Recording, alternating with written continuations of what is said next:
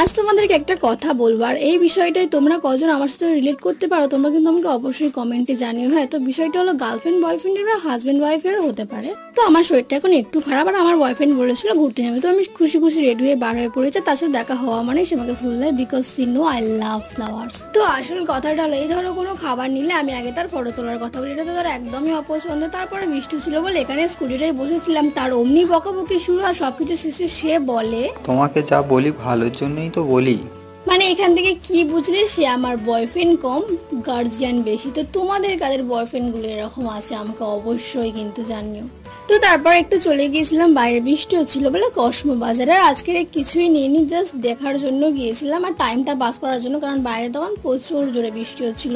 তারপর ওখান থেকে চলে যাই মোমো খেতে, আর এইভাবে একটা সুন্দর সন্ধ্যে তার সাথে আমি কাটাই। তারপর চলে যাওয়ার সময় প্রত্যেকবারের মতন মন খারাপ করে চলে আসি বাড়ি। আর ভিডিওটা এখানেই শেষ করলাম।